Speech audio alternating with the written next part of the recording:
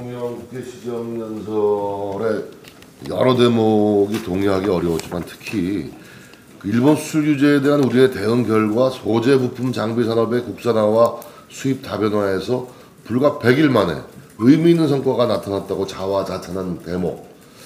이 부분은 참 아쉬운 대목입니다. 차라리 이렇게 말씀하실 게 아니라 좀 거시적인 관점에서의 한일 갈등의 해결 의지를 대통령이 좀 담대하게 좀 표명하거나 이런 식으로 좀 가야 되는 것이 아닌가.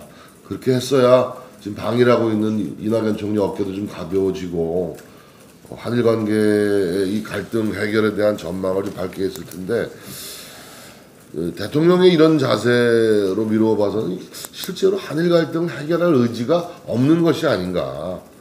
오히려 이 한일 갈등을 정무적으로 활용하려는 그런 어떤 의도가 있는 것이 아닌가.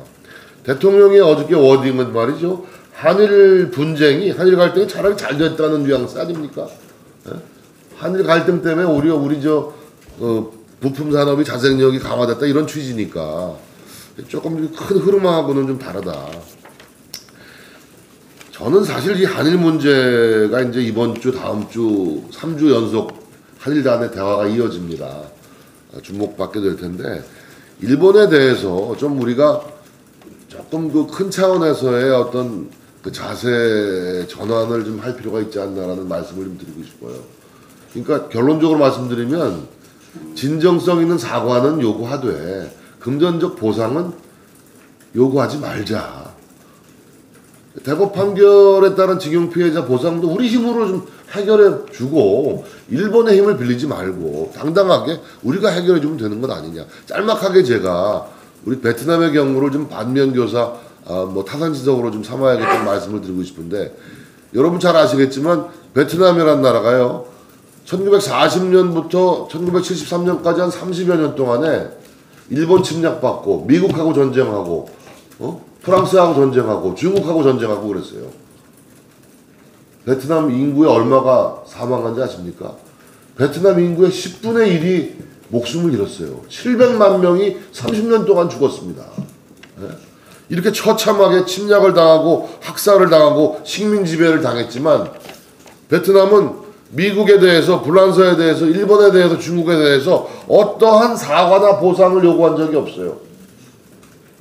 이 미국이 밀라이라는 민간인 마을을 학살을 해가지고 이게 국제적으로 큰 문제가 됐습니다. 미국도 코너에 몰려가지고 미국이 반성하기에 이르렀어요.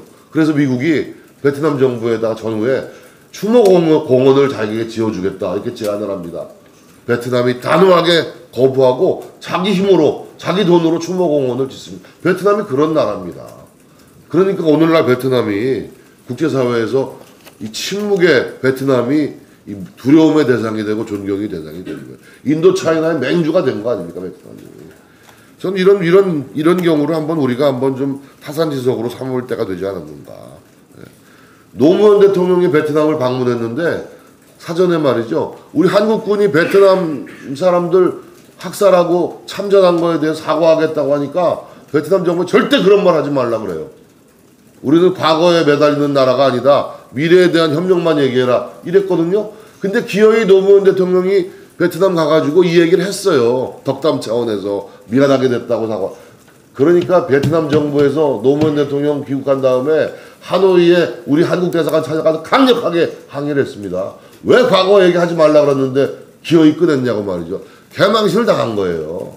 이런 경우입니다. 그래서 저는 우리 과거지향적인 이런 자세로는 국제사회 리더가 될 수 없고 우리 과거 때문에 현재 미래의 국익을 희생할 수는 없다는 그런 관점에서 말씀을 좀 드립니다. 그래서 조금 우리가 일본에 대해서도 더 우리 국가적인 자존심, 국민적인 자존심 세울 수 있지 않습니까?